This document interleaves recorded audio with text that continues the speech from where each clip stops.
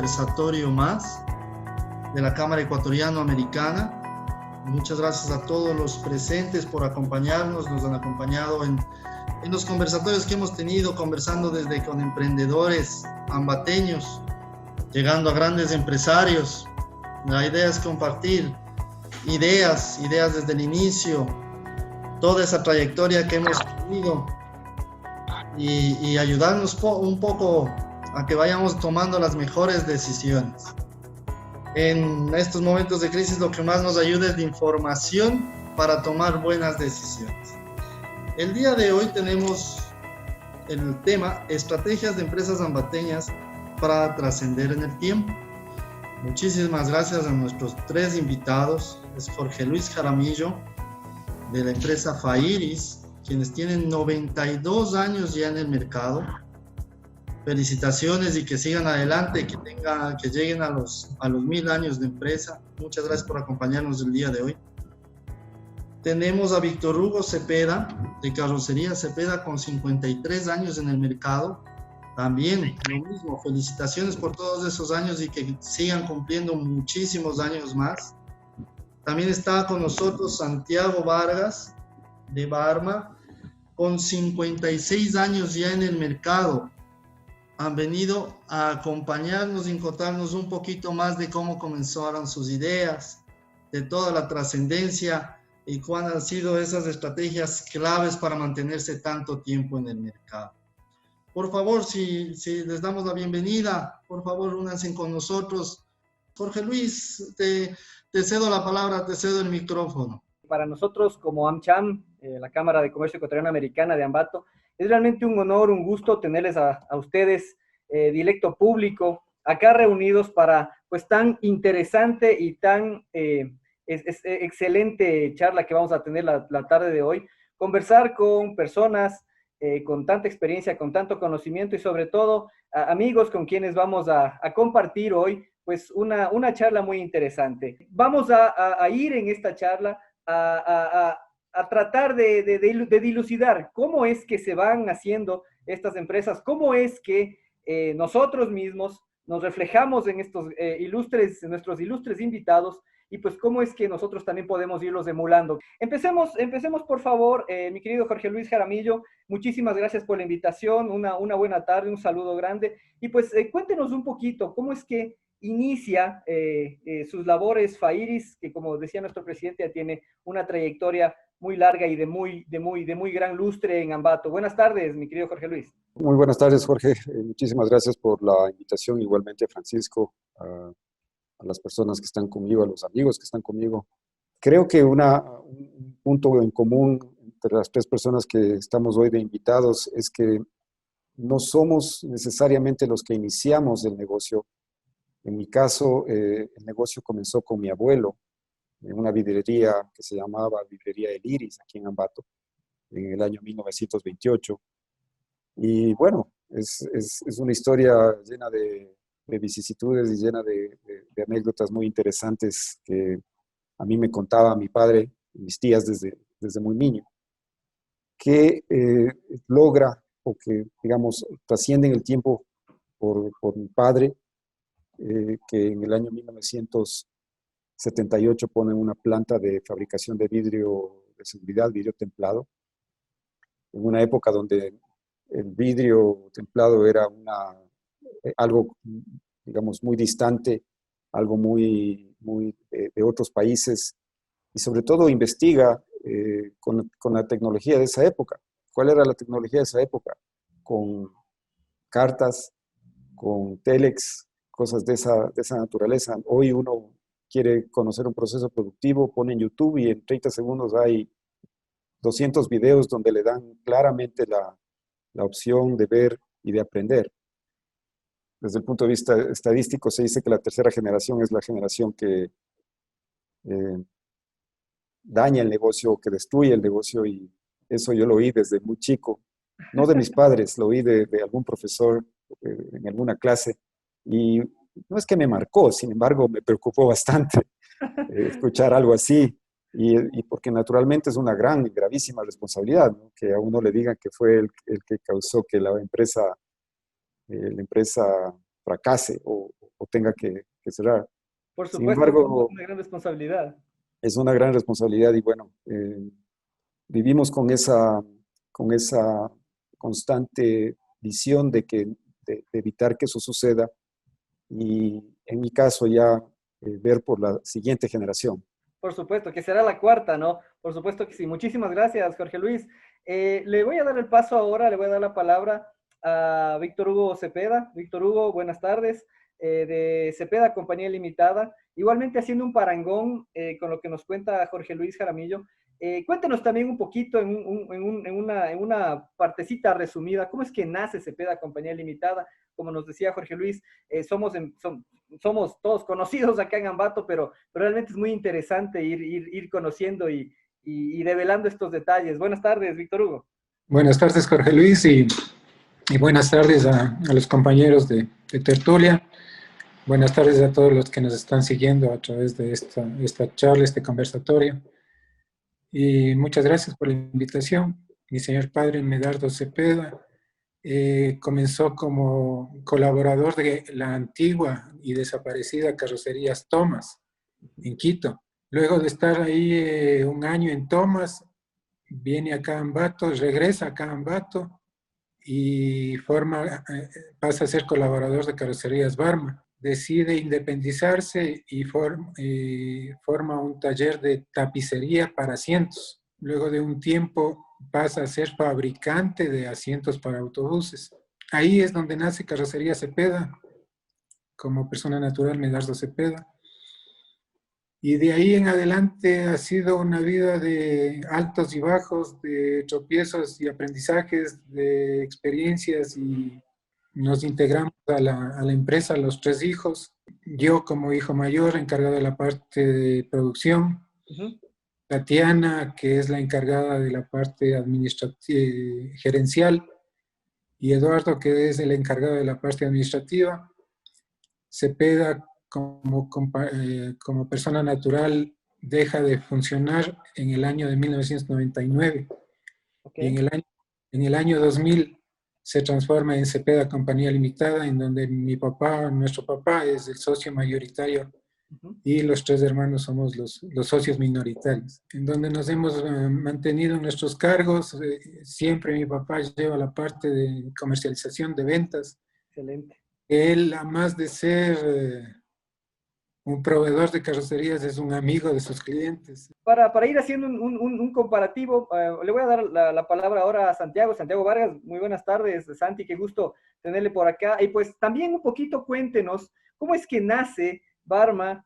Nos contó un poquito ya Víctor Hugo de los antecedentes, pero es interesante ir conociendo, ir uniendo estas historias, ¿no? ¿Cómo es que nace Barma, mi querido Santi? Buenas tardes. Buenas tardes, Pancho, Jorge Luis, y a mis 2 colegas que están en el contertulio también, y un saludo a todas las personas que nos escuchan. Bueno, Barma comienza algo parecido como Carrocería Cepeda. Mi abuelo, siempre dedicado a la metalmecánica, con sus 2 talleres, uno en la Juan Benigno Vela y otro en la calle Martínez. Y mi papá aprendió ahí, salió del país, fue a estudiar en Alemania, regresó a los 6 años y mi papá fue a buscar mejores rumbos a Quito. Mi papá también trabajó como año y medio en Carrocerías Thomas y luego, pues, como buen ambateño y muy querendón a su tierra, pues regresa a Ambato.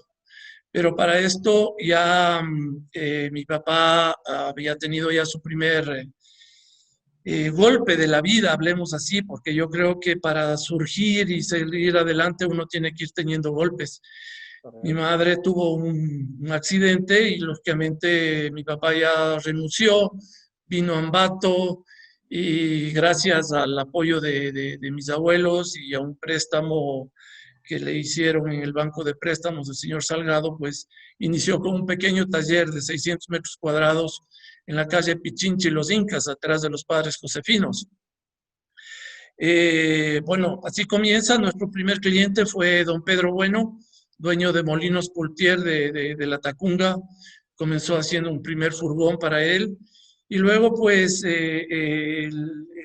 la gana, el sueño, el querer surgir en la vida, pues hace que mi papá comience también a hacer las carrocerías metálicas, hasta que en el año 70, el 1 de enero de 1970, nos trasladamos a la segunda planta, hablemos así, de Barma, donde es ahora el Mall de los Andes. Y en el año 75, bueno, hay un montón de historia que nosotros tenemos. En el año 75, 76 comenzamos a hacer los primeros andinos. Y luego en el año 80 tuvimos otro golpe con el tema del incendio que tuvimos en la empresa. En el año 82 se cerraron las importaciones y otro golpe porque tuvimos que cerrar la empresa casi un año. Y así hasta el año 2003, que nos pasamos acá ahora donde estamos ubicados en Izamba. Y pues como dijo Víctor Hugo, igual con altos y bajos, pasando dolarizaciones, pasando cierre de importaciones, cuántos gobiernos han pasado. Entonces yo creo que todos esos golpes que nos va dando la vida, pues nos va haciendo fuertes para seguir luchando, ¿no? Así Pero es, yo Santi. creo que sobre todas las cosas, el sueño de tener y hacer las cosas. Así es, tal cual, Santi. Hay varios aspectos comunes en todas las historias que estamos oyendo y ahora lo que quiero que conversemos, hacia donde quiero que vayamos es, realmente ahora estamos viviendo una crisis. Para quienes tenemos menos de 40 años será, hablemos un poquito, Santi, nos venía ya contando respecto a varias de las crisis que ustedes sufrieron, específicamente en el año 98, 99. ¿Cómo es que afrontaron en esa crisis y cómo un poquito la comparamos con la actual, ¿no? Porque ahora a nosotros particularmente nos parece un Armagedón, nos parece el fin del mundo. La crisis del 99 era una crisis anunciada, una crisis que se venía a ver, que a la final resultó siendo la dolarización, pero que de alguna forma las empresas ya fueron preveyendo qué va a pasar, si había la dolarización o si se mantenía el sucre, pero ya fue como un problema avisado. Okay. Ahora la pandemia nos cayó y punto, ¿no? O sea, los que estuvimos corriendo en los aeropuertos para poder regresar antes de que nos cierren el aeropuerto y estar 2 meses afuera, fue de la noche a la mañana. Así es. Entonces yo creo que esa previsión que tenían nuestros padres hizo de que el golpe sea menos duro, porque el golpe vino porque vino, pero yo creo que ya estaban previstos y vieron cómo iban de alguna forma a solucionar o a afrontar lo que se venía con el tema de la dolarización. Que hubo muchas empresas que quebraron aquí en Ambato y en Tungurahua, lo hubo, pero yo creo que nuestros padres, de la mayoría de empresarios de aquí de Tungurahua, supieron hacer bien las cosas y supieron prever de alguna forma lo que se venía.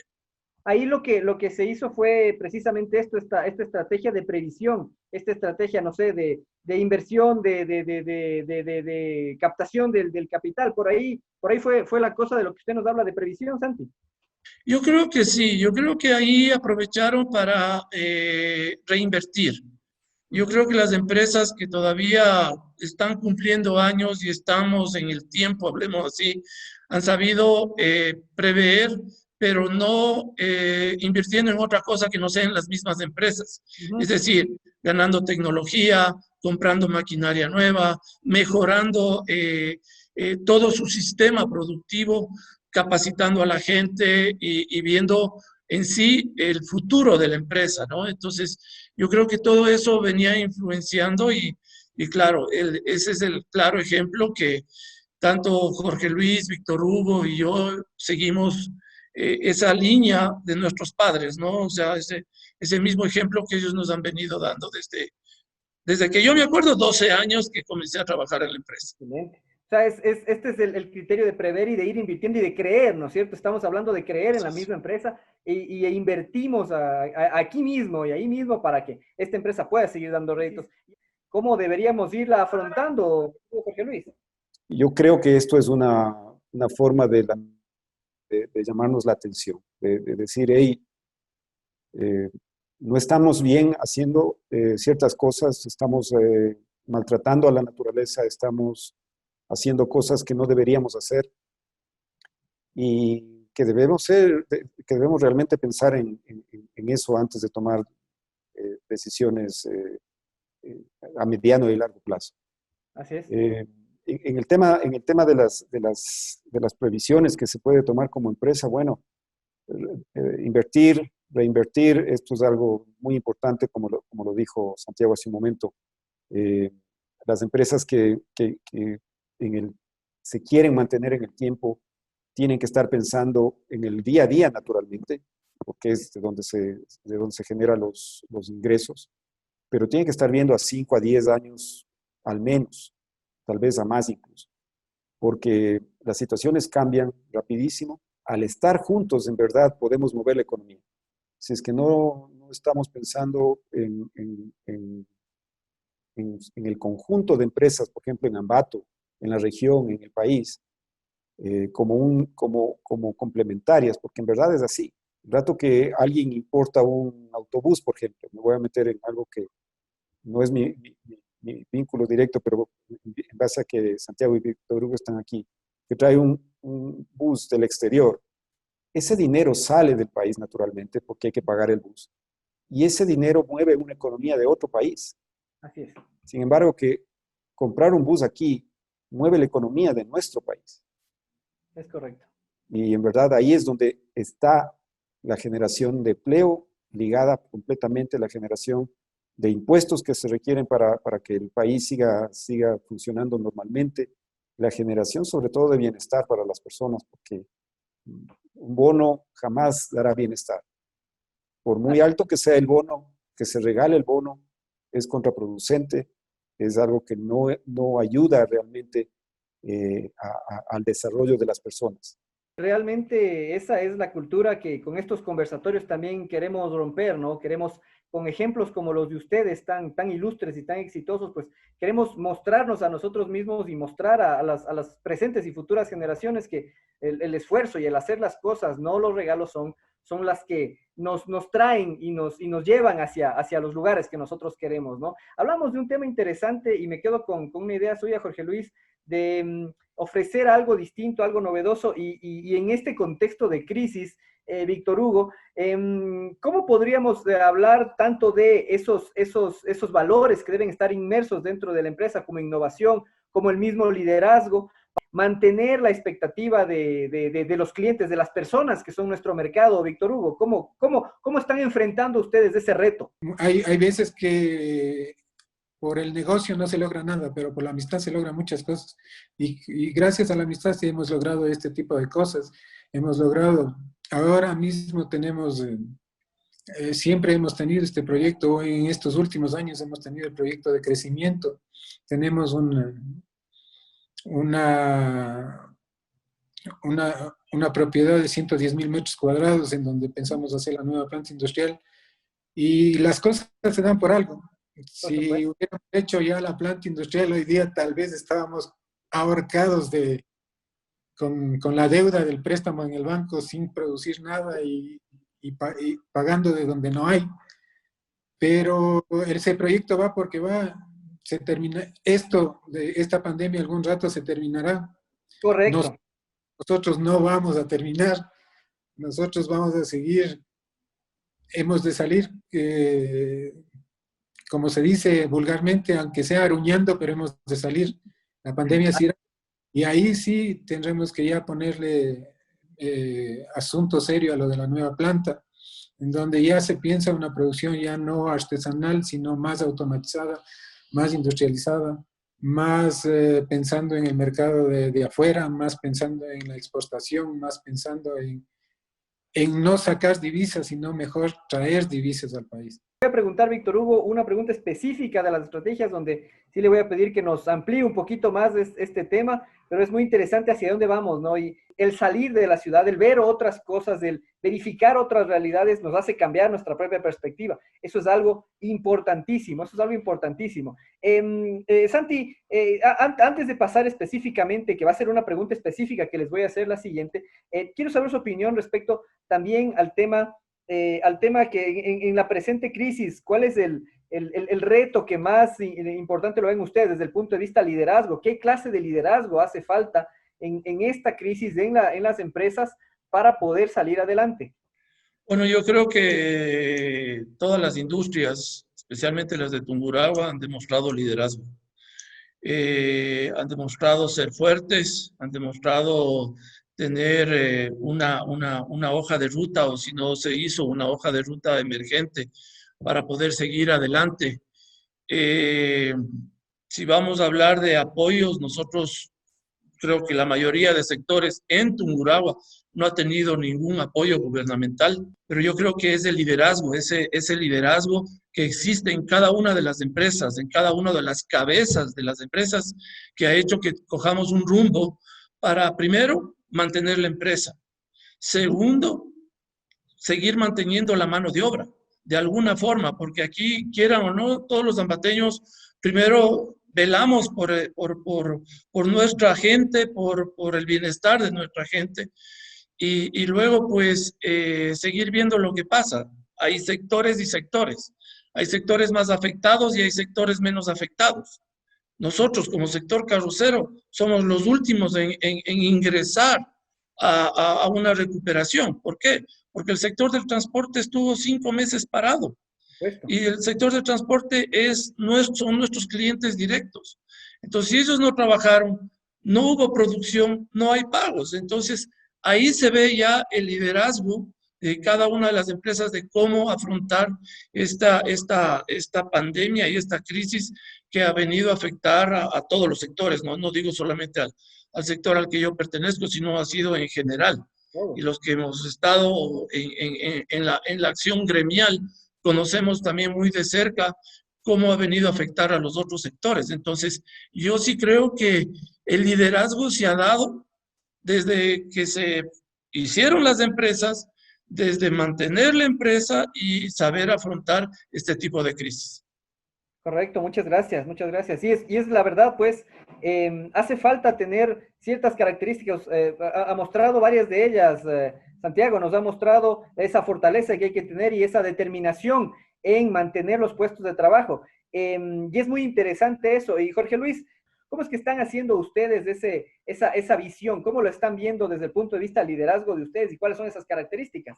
Primero, el liderazgo debe ser de personas presentes, de personas que vivan el día a día junto a su gente, de personas que estén más horas probablemente, no necesariamente en la oficina, pero más horas presentes.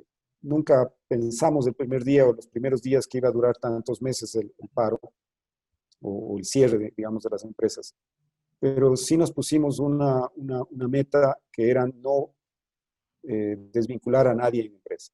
Hay que estar pendiente de los cambios que existen en el mercado. Nosotros, más o menos hace 5 o 6 años atrás, estábamos viendo ya cambios en nuestro mercado en lo que se refiere al vidrio de seguridad en el país y en la región.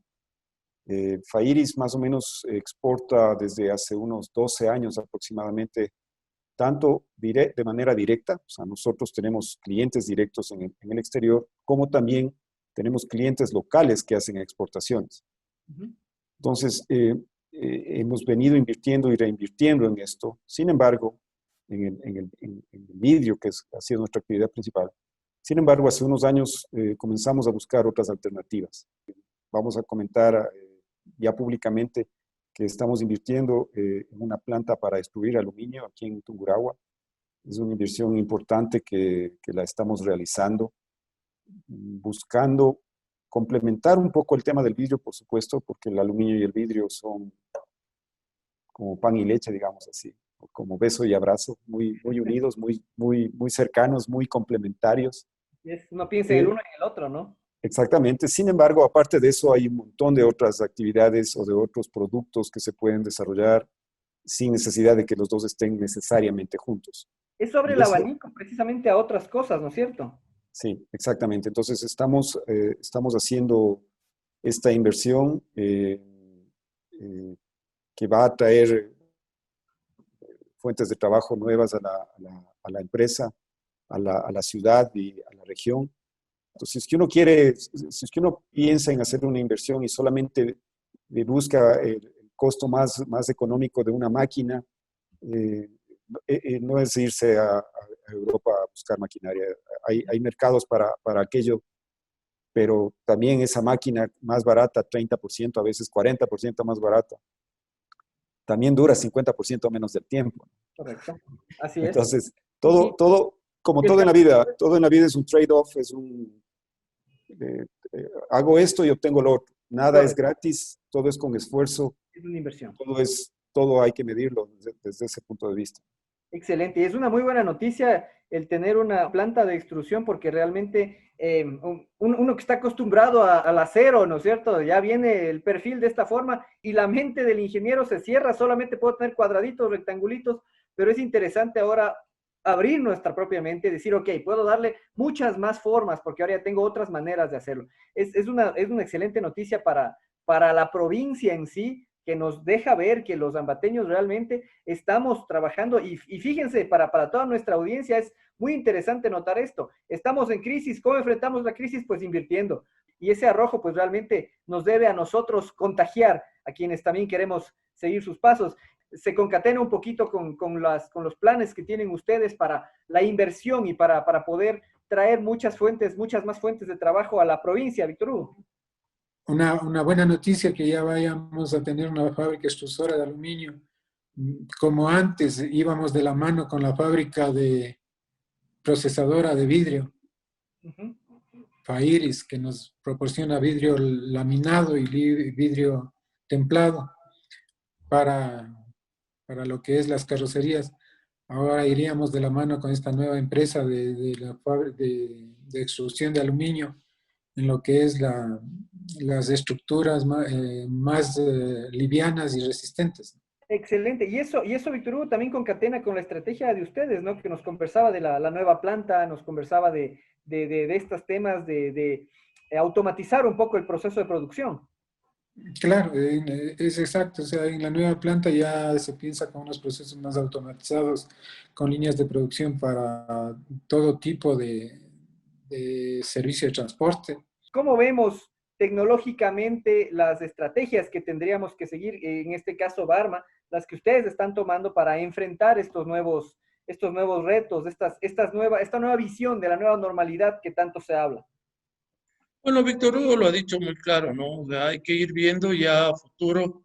Yo creo que la competencia es buena, el conocer la tecnología de otros países ayuda mucho también a que nosotros aprendamos y creo que en el transcurso de estos años hemos aprendido mucho también de la competencia. Eh, yo creo que lo que hemos venido haciendo, ¿no? Confiar en nuestra gente, confiar en nosotros mismos, creer en nuestra ciudad, creer en nuestro país, lo que han hecho nuestros padres, lo que nos han enseñado nuestros padres. Y yo creo que el claro ejemplo lo acaba de dar Jorge Luis, que teniendo la oportunidad de poder invertir en otra ciudad, en otra provincia, donde las autoridades dan mejores garantías y mejores gangas, hablemos así, para poder invertir. Seguimos creyendo en Ambato, seguimos creyendo en Tungurahua.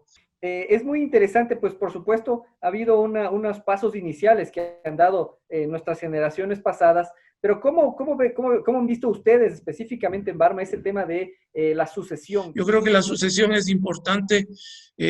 Nosotros también esperamos que la tercera generación quiera y participar aquí con nosotros en la empresa, pero para eso también hay que cumplir con ciertos requisitos y parámetros para trabajar en la empresa familiar. Sí, yo creo que eso hemos aprendido mucho nosotros, sobre todo a respetar las jerarquías. Sí, o sea, si mi hermano es el gerente, pues él es el responsable, él es el que toma las decisiones y al que hay que respetarle porque es el gerente. A que cada uno tiene que defender su punto del trabajo sin ofender el tema familiar. Esto es algo que es bien interesante y bien importante que se logre y muchas veces, y yo diría que la mayoría de las veces, hay que buscar ayuda externa, hay que buscar a profesionales que existen, que se especializan justamente en el tema de empresas familiares, que asesoran, que buscan consensos y que buscan sobre todo que la empresa sobreviva. La cantidad de empresas familiares en el mundo es altísima. Así es. Muchas personas piensan que solo es empresa familiar. No, a ver. En el mundo el porcentaje de empresas familiares es mayor que las empresas que son ya corporaciones. Y muchas de esas corporaciones nacieron de empresas familiares. No es solamente viendo desde lejos, vamos a ir solo a las reuniones de accionistas a ver cómo nos ha ido y cómo están las ventas. No. Hay que estar ahí abajo, porque de ahí se aprende. Esa es la riqueza. Alguien que quiera realmente tomar decisiones y tener un puesto de dirección tiene que haber pasado por todas esas etapas. Porque tratar de saltarse esas etapas es realmente una situación no favorable. Nadie es tan capaz ni nadie es tan inteligente como para llegar a un puesto de dirección sin haber tenido previo aprendizaje. Por supuesto. Y el aprendizaje formal, no solamente el aprendizaje que nos pueden dar los libros, que son bien importantes de asistir y capacitarse y volverse a capacitar y no olvidarse, sino también el hacer con las propias manos y el estar ahí en las situaciones. 100%. La experiencia no se aprende en los libros, ¿no? La experiencia se aprende haciendo, y esa sinergia es la que pues nos da los mejores resultados según la práctica. Muchísimas gracias. Un mensaje final también, Víctor Hugo, respecto a este tema que hemos puesto sobre la mesa. Bueno, como les había contado, Cepeda pasa a ser compañía desde el año 2000. Entonces quiere decir que ya llevamos 20 años de experiencia de esto de ser empresa familiar, de esto de tener un protocolo familiar, de esto de cada cual asumir sus responsabilidades, su área, y no interferir en la área del otro, de respetar la área del otro, pero tampoco descuidar el área del otro. Así es. Y han sido unos 20 años bien agradables, bien bonitos. No tenemos un hitleriano, pero sí tenemos un patriarca que es un genio. Hasta ahora sigue siendo un genio. Hasta ahora me sigue enseñando. Hasta ahora aprendo de él. No le temo a mi competencia. Lo que sí le temo es bastantísimo a la incompetencia. Y como dicen muchos, lo más común es ver gente sin sentido común. Y eso es de lo que hay que cuidarse bastantísimo en estos negocios. Como les digo, vamos a salir de esta gracias a eso, al sentido común de las gentes, de las personas, a la responsabilidad, al bien hacer y al buen hacer de las empresas y a la solvencia que han tenido las empresas, porque hemos sabido llevarles tanto los fundadores como las generaciones que han venido después. La palabra le cedo, Santi, denos un mensaje. Estaba interesante esta anécdota. Si tiene por ahí otra, estaría genial. Claro que sí. Gracias, Jorge Luis. En verdad, yo creo que Ambato y Tungurahua, todas las empresas, somos de empresas familiares y de amigos. Y yo creo que la relación es muy buena entre todos. Aquí en Ambato tenemos muchísima gente que lucha y cree y quiere mucho a su ciudad. Y el mensaje es, sigan sus sueños. El que quiere algo, lo consigue. La mente es poderosa, pero siempre que sea positivo, nunca en actos negativos.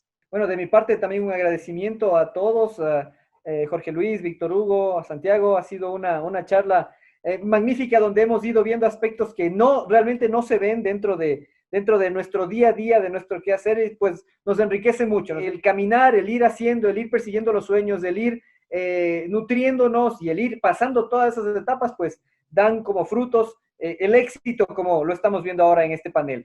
Sí, ¿qué se puede decir? Me han dejado con muchas cosas para revisar, muchas cosas para chequear. Comencé creo que en la primera plana del cuaderno que tengo al frente mío, solo poniendo los puntos importantes, solo el encabezado de cada punto que ustedes nombraban y que ustedes nos podían demostrar con su ejemplo, con su experiencia. Y creo que he terminado casi como 3 o 4 hojas en total. Muchísimas gracias por compartir todo esto. Como dice Jorge Luis, no es del día a día, es más bien ya el revisar qué es lo que han ido haciendo ustedes en el paso de los años o que han hecho las empresas en los pasos de generaciones. Se tiene que seguir adelante. Hay muchísimo por trabajar. Son ciclos, hay ciclos que bajan, ciclos que suben. En muchísimas empresas familiares hay que formalizarlas. Lo mejor es formalizarlo para que la continuidad y la sostenibilidad de las empresas sigan. Y es un sinnúmero, como les digo, tengo un sinnúmero de puntos que he anotado que yo creo que para todos nosotros son muy colaboradores. Ayudan a seguir tomando buenas decisiones. Muchísimas gracias a los ponentes, ha sido una tarde excelente. Seguimos conversando y podemos seguir conversando varias horas más. Yo sé que tenemos mucho más por conversar. Les agradezco por su tiempo, les agradezco por su experiencia y la verdad es esa, se habló mucho en el conversatorio, en conjunto, manteniendo el empleo en la provincia, en la ciudad. Vamos a salir adelante. Sigámonos dando palmadas en el hombro entre todos, que un día esto se termine y todo seguirá para adelante. Muchas gracias, como siguen sembrando y siguen invirtiendo. Por parte de acá también hay muchas empresas que siguen invirtiendo, sí se ha frenado un poco, pero la idea es esa, seguir invirtiendo, seguir generando puestos de trabajo, tarde o temprano salimos adelante. Jorge Luis, Santiago, Víctor Hugo y Jorge Luis en la moderación también, muchísimas gracias. Les agradecemos mucho desde la Cámara y les esperamos también. Vamos a seguir con los conversatorios a futuro. También habrá muy buenas empresas, grandes empresas de Ambato que seguiremos conversando. Les esperamos, les hacemos la invitación para la próxima charla que tendremos en el mes de noviembre. Muchísimas gracias a ustedes. Y pues siempre en la Cámara tendrán una casa donde poder llegar y donde poder estar siempre, ¿no? Comprometidos para unas próximas ediciones de este conversatorio que ha estado muy interesante y como dijo Francisco, nos quedan muchísimos temas para hablar. Muchas gracias a ustedes, una linda noche. Muchísimas gracias a la Cámara, a las personas que nos han escuchado, a Víctor Hugo, Santiago. Muchas gracias también al tiempo de ustedes. Quedamos a sus órdenes. Muchas gracias igualmente de mi parte a todos ustedes y estamos a las órdenes para una próxima. Muchas gracias. Una buena noche, un abrazo, cuídense. Un abrazo igualmente, una buena noche para todos, que les vaya muy bien. Gracias.